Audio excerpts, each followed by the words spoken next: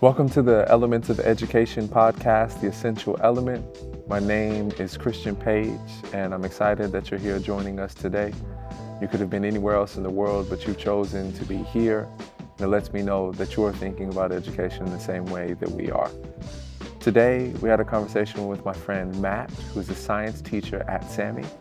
Matt spoke about how much of his work and percentages is actually human connection and how much of it is based on instruction. Talked about his dreams and his hopes for his students in the future and the impact of what it means to have education by means of inquiry and not always having the answer. My conversation was fun.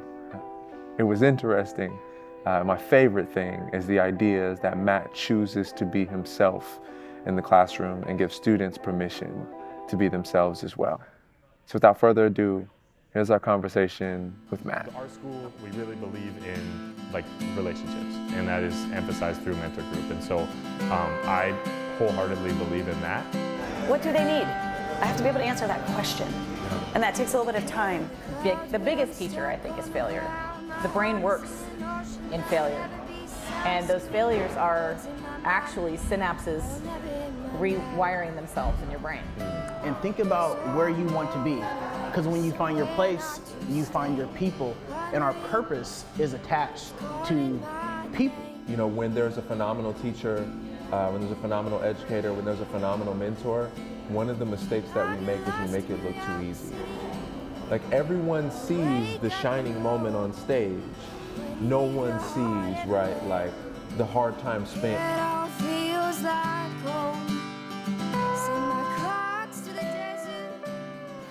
All right. Well, Matt, thank you for joining us. Thank you for coming to hang out. Thanks for having me. I'm excited to get the opportunity to know you, to ask you some really grueling questions. I'm in for it. Tough. I'll make up any answer I don't know. No. Oh, you seem game, so I'm excited about it. Yeah, thank you. So I'm curious, right, for those of us who have not had the chance to meet you, have not gotten to know you, who are you, right? Like, why are you here? Why SAMI? Why do you keep showing up on Monday? Yeah, oh my gosh. So I'm Matt Lonsdale. I use the he, him, his pronouns. And when I was in college, I asked that to a friend of mine. We were doing some intertidal studies at about 2 a.m. in January, so it was very cold and very wet. And it was mostly just to keep conversation going, to keep us distracted from what we were doing. But the answer that I've come up with, and the thing I keep coming back to, is why I'm here and why I get up on Monday morning, is that I'm just always excited to see tomorrow. What tomorrow's gonna bring. I have no idea. And especially when you get a whole classroom full of students that are bringing in all the stuff that they bring in, is just wild and so much fun. And so I think the thing that gets me going on Monday morning is just a strong excitement to see the kids and hear their stories and listen to what they're learning and talk to them about what's going on in their lives and yeah, just really the people, I think. Just the people is really what it is. That's awesome. Yeah. Man, already out the gate, there's a bit of contrast, I think, from stereotypical teacher education, right? Of and you have to be prepared. And the lessons plan's got to be good. And we can't waste any time of instruction. And I'm also hearing you say, right, and it's good to know what's happening in their lives and the things that they're learning and the things that are exciting. How do you balance that, right? How do you make space for, student stories, relationships, mentoring, and also, right, you got to teach something, right? So, how do you hold balance for that? Yeah, I think, and I'm going to apologize to the person who said this quote because I don't remember the name, but it was a teacher at Lincoln High School that said, you got to go slow to go fast. That unless you have that relationship with a kid, it doesn't matter. I could talk about transcription and translation for days, but if they're not bought in and into the class, it just doesn't go over their heads, right? And so, the way that I think about my job is that my job is 90%, 10%. So it's 90% human relations, 10% science. It looks very different in terms of what the kids are seeing because they're seeing 90% science, 10% human relations. But what I'm really thinking about when I'm talking to the kids and teaching them science, whatever that looks like, and all those sorts of things, is that there's got to be a humor to it. There's got to be a flow to it. And I've been doing this long enough, I kind of have a sense as to what the flow of a class period is going to feel like. And then you just kind of respond into like what their questions are, and like, sure, we got off topic a little bit, but you're interested in like, the ethics of doing like human genome changes. Like, yeah, we're going to talk about that for 10 minutes because that's really interesting. Also kind of related to what we're doing. And now do you see how what we're talking about with how this works, how it applies to that, and how you got to think about these things. And so it's really, for me, it's a lot of just knowing the students and like really thinking about like who's in each class and like how are they kind of processing that information and finding out which kid is learning what and figuring out like, okay, how do I best like talk to that kid about this thing? Because you're right, at the end of the day, there's a test they have to take probably in junior year and they have to pass it, or like for AP Bio, they're like, we're supposed to pass this test or at least standards we have to get to. But you're never gonna get there if you don't have the kid first. So that's how I think about like trying to balance it. Yeah, Yeah. that's great. Thanks. Yeah. No, it's exciting to hear, right? And I've never heard somebody use the terminology of 90-10, Yeah. right? But it's real. Like the relationships have to be built with the students. I'm curious on the other end of that, right? Like, because I'm hearing teacher-student conversation, right? Like, I want to know who the students are. How do you go about building community from student to student? Because I think that's just as important, right? Yeah. That one's harder, and I tend to like probably not do as good a job as building like the student-student relationship. It's just not like a skill set that I have. I have to like work on it, It's like one of the things I'm working on in education. But really making sure that like each student is welcome and feels comfortable and is not going to be like shut out by anything that's happening in other parts of the classroom, or that like, the classic being like they raise their hand and they're like, this is probably a stupid question. And there's no stupid questions. Like, no, there are. They're really dumb questions you can ask. It's fine. But we're never going to like talk about it in that way. Where I was going to talk about it is like, oh, that's really interesting. How, and then the other thing that I like to do is be like, okay, that, they've asked this question about this content. Does anybody else know? What do you think about it? And so it's less so like, one of these ping pong back and forth between me and students, and we're like, okay, well, here's where we're learning about this sort of stuff. Hey, Christian over there has talked about this a couple of days ago. You want to talk to him about it? Like, hey, Christian, you want to come and talk to this kid? And like just kind of pairing them up a little bit. So like getting them to kind of talk to each other is kind of the way I start with it. But really, it is something I need to work on to try to build like just like strong communities where the sage on the stage or the teacher in the classroom isn't the be all end all, but they can kind of like self-manage and figure out how they're learning and what they're trying to learn and work on it from there. Yeah. So I'm working on it. I don't have a great answer for it at this point. No, and I appreciate I think one of the pressures that we have working in education in particular is like, you have to have the answer. Yeah. You got to be able to say it. Right. Refer to the best practice model and name the Danielson framework and where it shows up and and I appreciate being able to name like, no. I have no idea sometimes. I don't know, but I'm going to find out. Yeah. And I think that might be the science teacher in you. Yeah. Right? Like, I think so. Yeah. Because I think we are trained to just like not know and figure it out. That's true. I hadn't really thought about it that way. Thank you. For sure. Yeah. I'm curious about like how that might show up in your mentor group, because it seems like inquiry is a part of who you are, right? Like I love the idea of like, we'll figure it out. Go ask them, right? How does that show up in your mentor group as students are making like important discoveries about themselves, right? I feel like a lot happens between 9th and 12th grade and even beyond, right? Like, so how do you encourage students, to use that inquiry as a skill in, I don't want to say their real lives because the classroom is their real life too, but right? Outside of the classroom. Yeah. I think the first thing that comes to mind is really just like honoring whatever happens. Like, because kids are going to show up from all sorts of different places and on all sorts of different ways. And, they're going to have good days and bad days. And they're people. A little underdeveloped in the brain, but people nonetheless, And so like really kind of honoring like what that is. And then as they're thinking through what they're liking and not liking about various like classes, as a freshman, it's a little bit more regulated. You have like 6 classes you have to take and 2 they're kind of elective. By the senior it's kind of reversed and all that sort of stuff. And so as you're talking to them through the 4 years, being like, okay, yes, the classes are what the classes are, but you've really discovered that math is your thing. Awesome.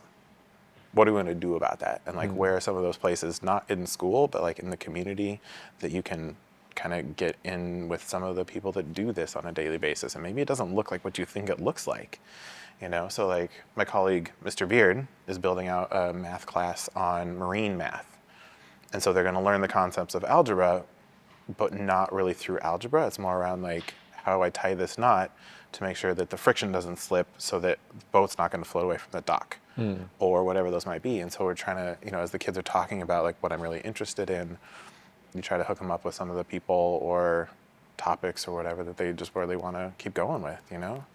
So like I have one kid that at his conference was just talking about, like, started coming to SAMI because he was really into zoology, but that's really changed. Now he's really into history. So I was like, cool, let's go to the Washington State History Museum for your internship, or maybe we're like the Tacoma Historical Society, or one of those types of things. So like, I'm never gonna take personal offense if they don't like science. I think they're wrong, but whatever. But really just trying to get them to think about like, what is it that I'm enjoying? And how am I gonna keep doing that in a way that like fulfills me and sustains me? And I also just tell them, you're gonna screw up a lot and you can change. And that's totally fine too. Yeah. You know, like you're never gonna discover who you are until the day you know, like on that Monday morning, you wake up again and you're kind of thinking about, okay, here's what I'm gonna do today. Here's what I like about today. So it's a roundabout way of kind of answering the question. No, I hear that. But I love that as philosophy, right? Yeah. Been reading recently, like this idea that like the most important thing that we can be is present. Right? Like all the stuff that has happened already has already happened. And like the future is, right? Like why would I worry about that if it's just more of the present? Exactly. Right? So I love that. I love that as philosophy. And I hate to ask you a future question as follow-up. Oh, let's do right? it. I'm in for it. You know, one of the things that I've noticed about, particularly in the element schools, is that in the mentor groups in particular, teachers care past 12th grade, right? And like even the intentions with 9th graders is thinking past, you know, the graduation stage, right?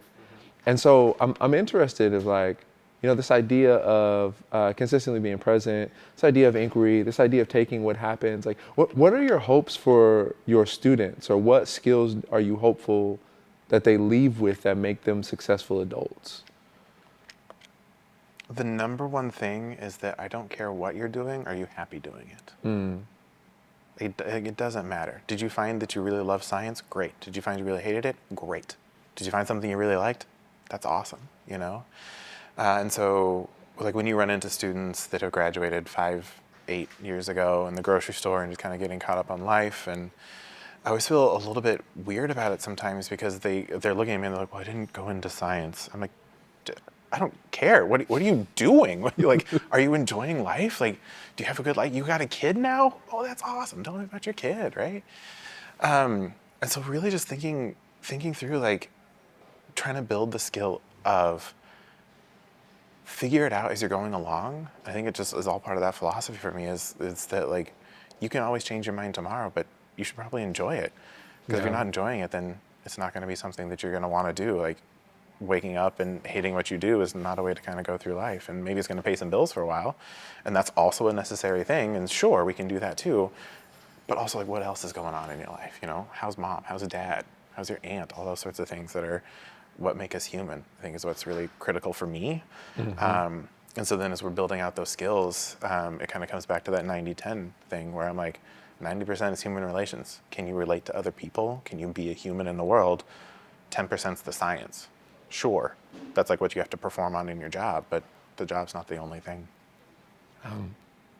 Man, I love that. I'm kind of like learning as we go, right? Because I think that's such a valuable philosophy, right? And I keep coming back to this idea, but I almost just want to like stop and reflect for myself. You know what I mean? I'm curious for your students, right?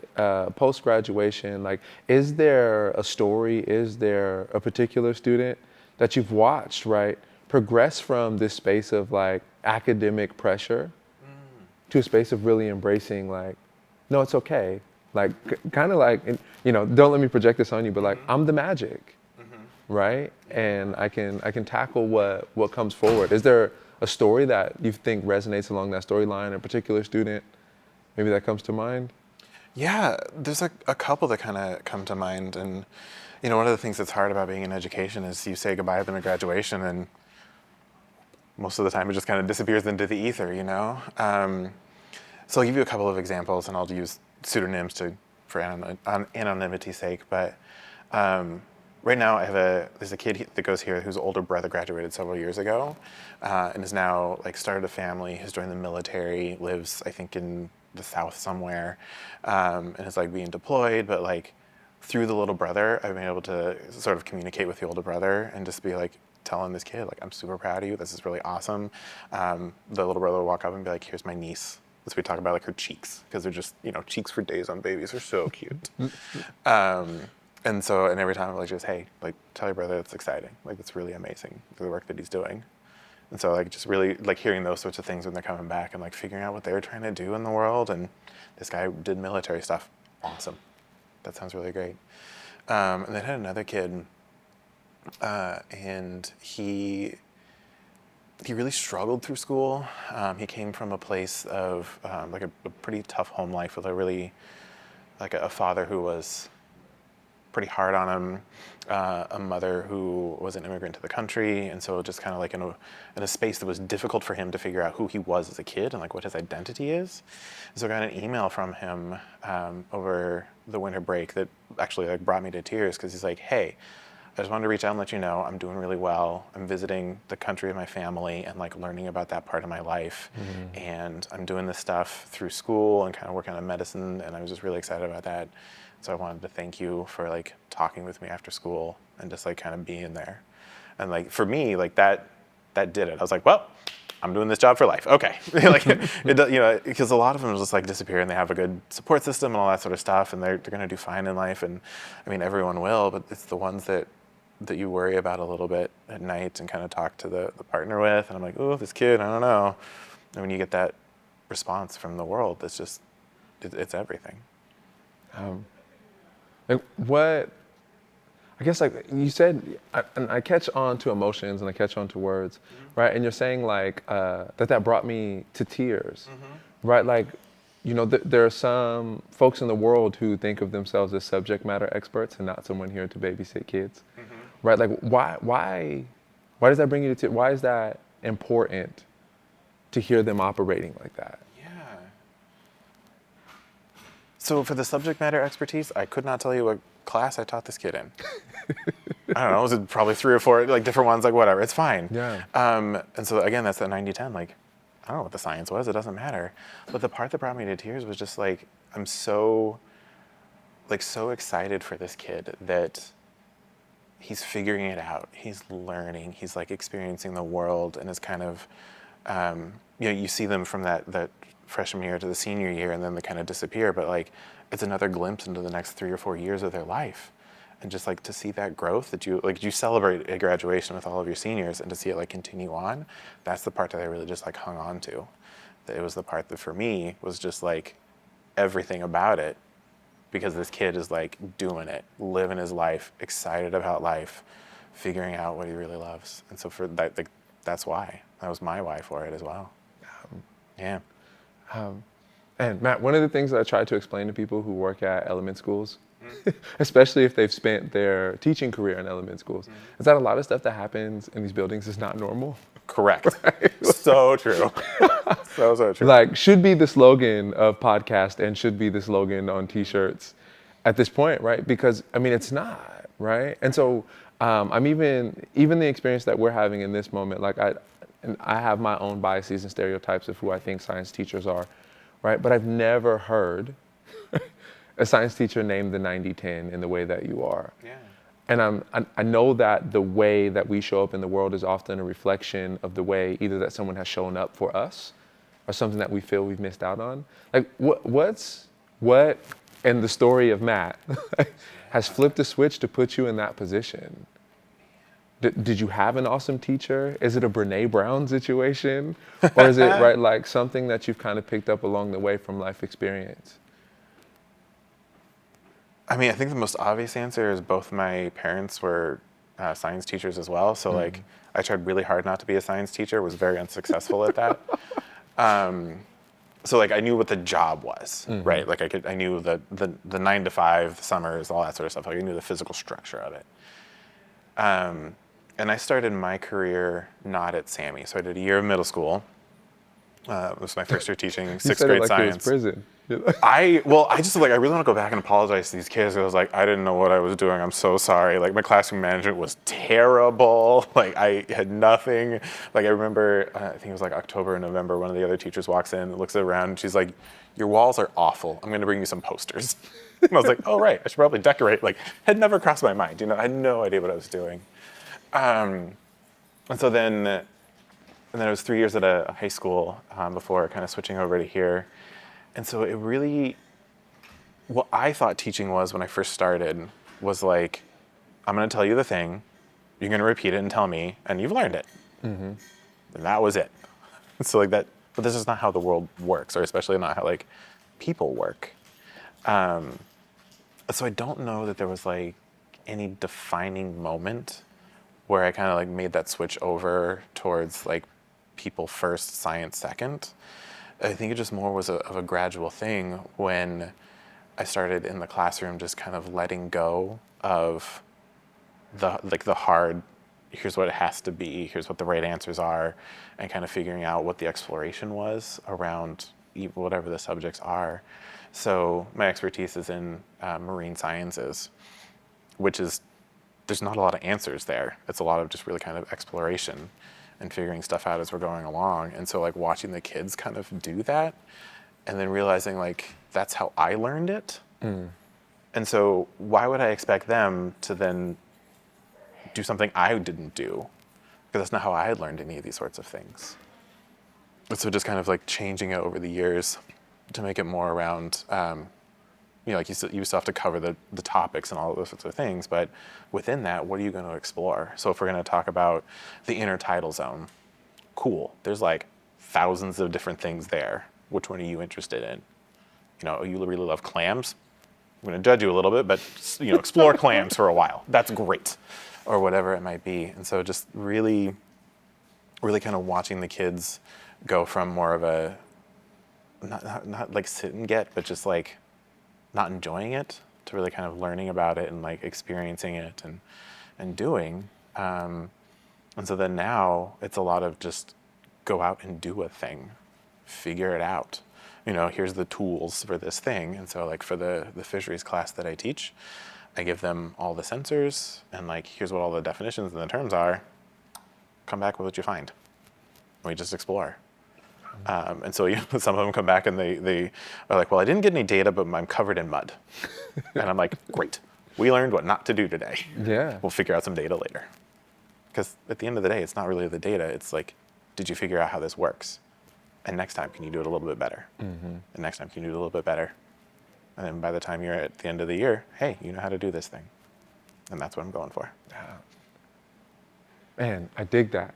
Can I ask you a bit of a personal question? Sure. Right? Because, and this is a bit of a preamble into the conversation, but oftentimes I work with organizations that have multiple people, right, that are trying to collaborate on some things. Yeah. And one of the things that I ask them often, this comes from research from Bill De La Cruz, but I ask folks, right, like, how much, if you had to quantify the percentage of yourself are you allowed to bring to work or bring to school?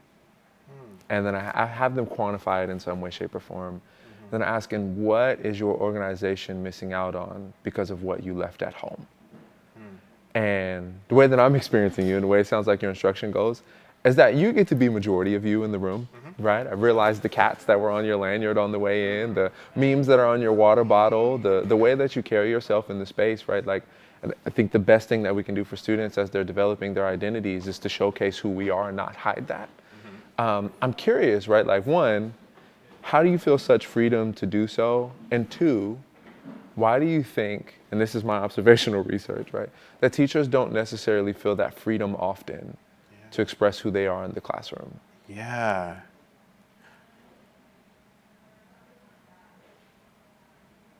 I experienced the world as a white man who's cisgendered and can at times like just present as very straight.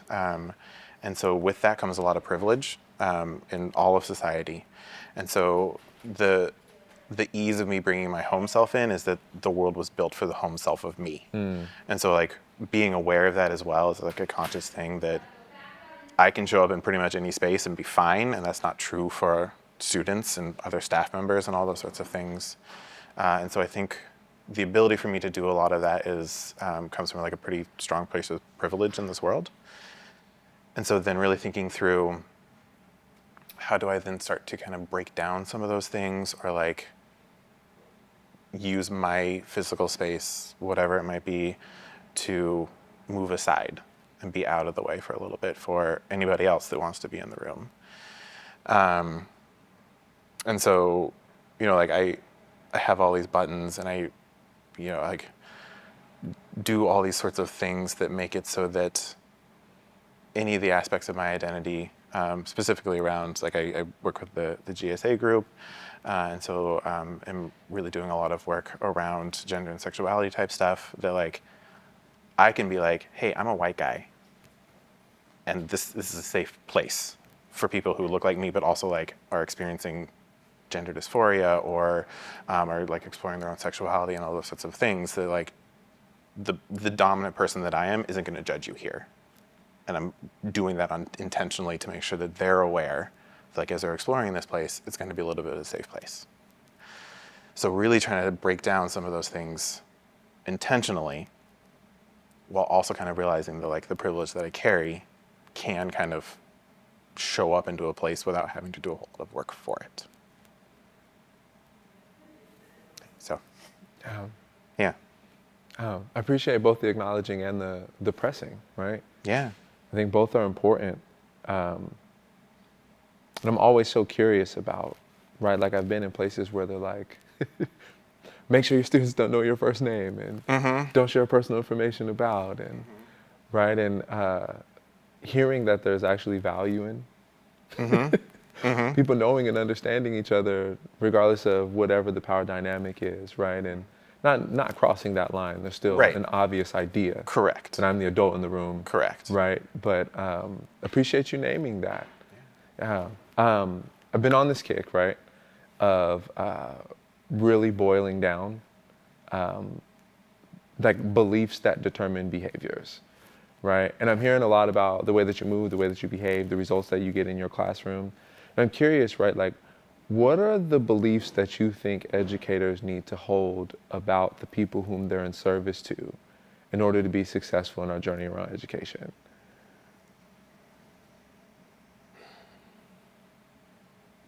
Probably just gonna word vomit because I don't really have like a succinct It's all good. one-liner for it. But it's got to do something around like the students are people too, or you know, like people show up as they are. Yeah, they're all kind of cliches, but kind of the general idea that like truly, honestly, like it's human relations is teaching. Like when people are like, I think I want to be a teacher, I'm like, okay, but do you like people? Like that's the key. Like if you don't like people, you're not going to do well in this job. Yeah. Because so much of what people remember from school, and when you talk to a lot of people who are not in education, is the first thing they'll tell you is like, oh, let me tell you about the trauma that happened to me in this class. This like terrible thing that happened to this teacher. And I'm like, yeah, correct. Like, welcome to our system. Yeah. And so with that, thinking about having to kind of like, I mean, because you're right, like at the end of the day, I'm the adult in the room. I have to, like consciously knowing that, but never having to get to the point where the kid has to reach that line. So like really working on like building that community up and talking the kids through what they're learning and how they're kind of building in that space, and that they're people first and foremost. And so I think like the biggest thing that educators have to take away is that you're dealing with people, not subjects. And you have to keep that like in the forefront of your mind. I think if you do that, you're gonna do well in the job. You're also gonna like put a lot of yourself into the job, which I think is why the summers are just so critical. It's like I get to the end of the year exhausted like physically exhausted. I've walked a lot, all that sorts of things, but just like emotionally exhausted too. Because it's 60, 70, 80 kids a day, all the things that are happening, and maybe it's just a small little thing, but like those small little things can build and change, and like what kid will say something that'll change how I'm thinking about the world. I'm like, oh yeah, okay, I gotta put that in my brain now. So I never really shut it off. Like I'm just constantly, like it's in the back of my mind, just kind of running around, like, okay, how am I doing? What are we doing better? How are we fixing those things? Like giving me that feedback. I'm gonna fix that. We're gonna change these things. And so it's people. You gotta keep in mind that it's people. Can I ask you the opposite side of that question? Yeah. Because you come off as very kind, right? Very thoughtful. But right, like there's some frustration that exists in the world of educators as well. And I'm wondering, right, like you've even been vulnerable about your own practice. When I was in the middle school, there's just some stuff that had to go. And I'm curious about the opposite side of that conversation. Like what, throughout your practice, what beliefs have you had to abandon? And in general, as educators, what beliefs do you think we need to abandon in order to have our students experience success?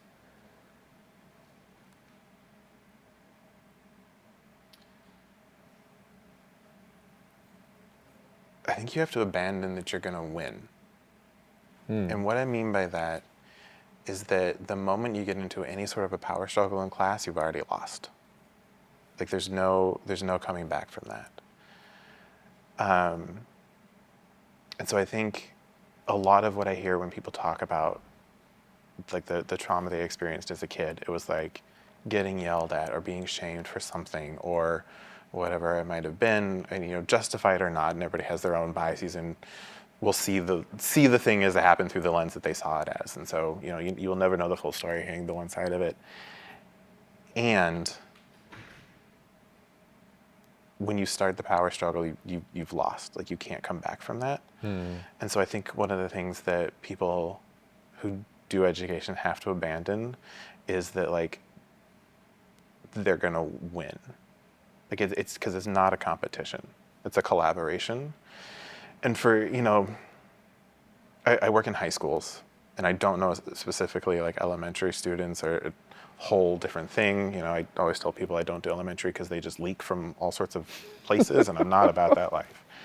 And so I don't necessarily know like if that's the same sort of a dynamic there, but if I think about the teachers that do well in an elementary school, it's the same sort of a thing, is that it's not a competition between you and the students, it's a collaboration between you and the students.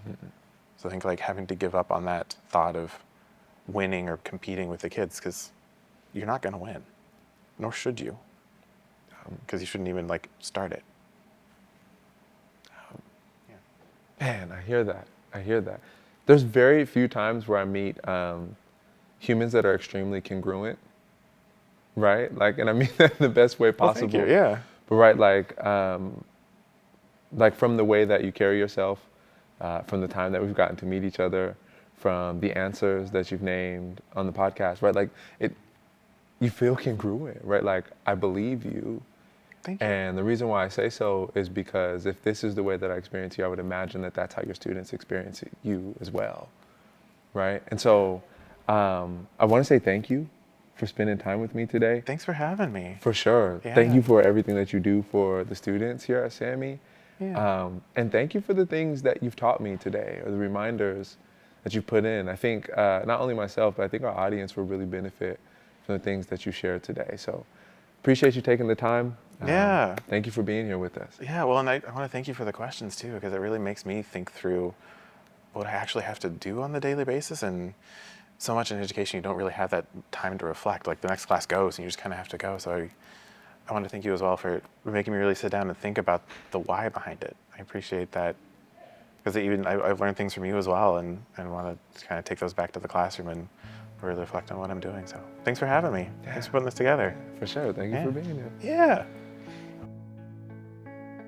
Elements of Education is a 501c3 nonprofit organization in Tacoma, Washington, dedicated to changing public education to better serve the specific and diverse needs of students in our public schools. For more information about how you can support the work that we do, please visit elementsofed.org, or you can find us on Instagram at Elements of Education or on our website.